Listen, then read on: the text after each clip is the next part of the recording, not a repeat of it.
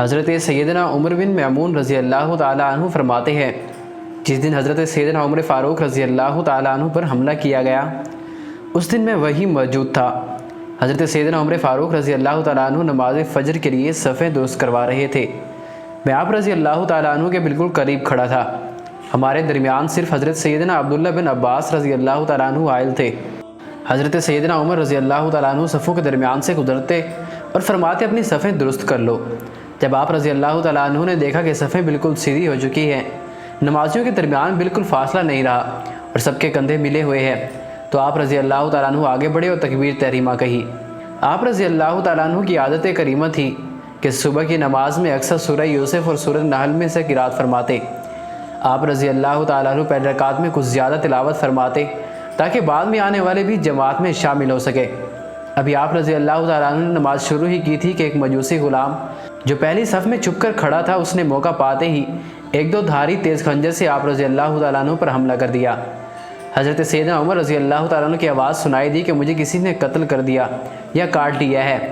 وہ مجوسی غلام حملہ کرنے کے بعد پیچھے پلٹا اور بھاگتے ہوئے 13 نمازیوں پر حملہ کیا، جن میں سے 7 شہید ہو گئے۔ ایک نمازی نے آگے بڑھ کر اس پر کپڑا ڈالا اور اسے پکڑ لیا۔ جب اس بدبخت غلام نے دیکھا کہ اب میں پکڑا جا چکا ہوں تو اپنے ہی خنجر سے خودکشی کر لی۔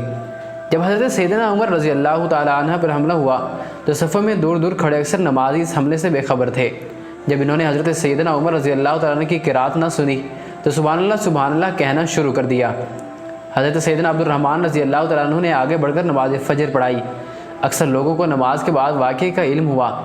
حضرت سیدنا عمر رضی اللہ تعالیٰ عنہ شدید زخمی ہو چکے تھے۔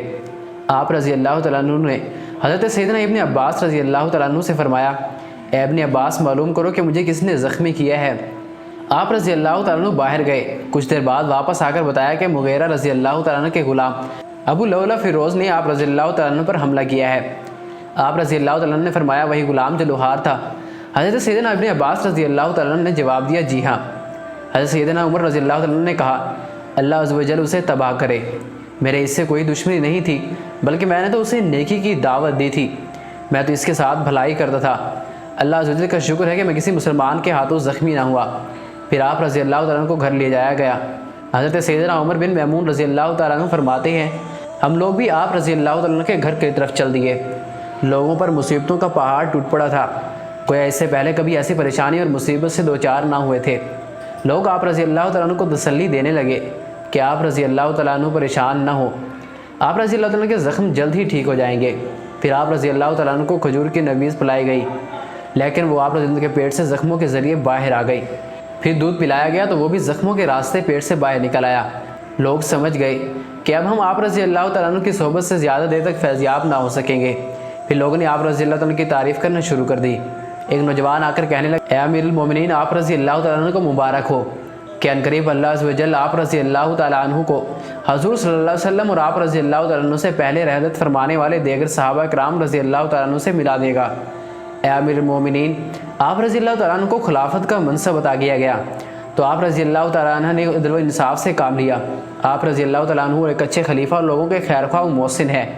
حضرت سیدنا عمر رضی اللہ تعالیٰ عنہ نے یہ سن کر ارشاد فرمایا، میں تو اس بات کو پسند کرتا تھا کہ مجھے بقدر کفایت رزق ملے، نہ کوئی میرا مقروض ہو نہ ہی میں کسی کا مقروض ہوں۔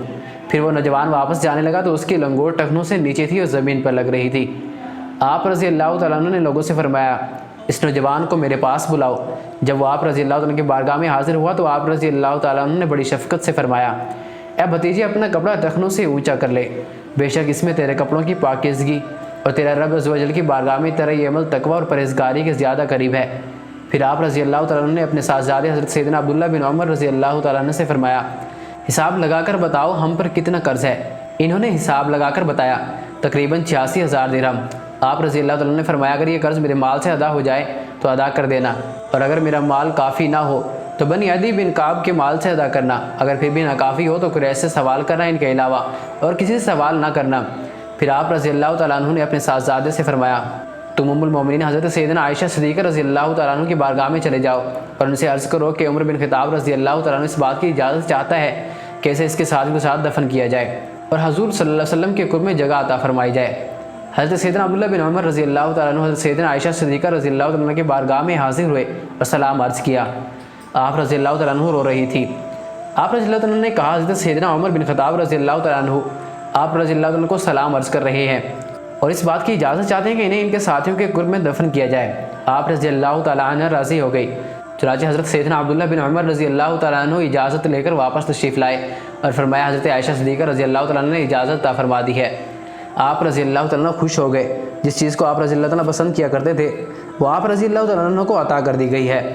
پھر آپ رضی اللہ تعالیٰ عنہ نے فرمایا جب میری روح پر واز کر جائے تو مجھے اٹھا کر سرور دو عالم صلی اللہ علیہ وسلم کے روضہ اقدس پر لے جانا، پھر بارگاہ نبوت میں سلام عرض کرنا۔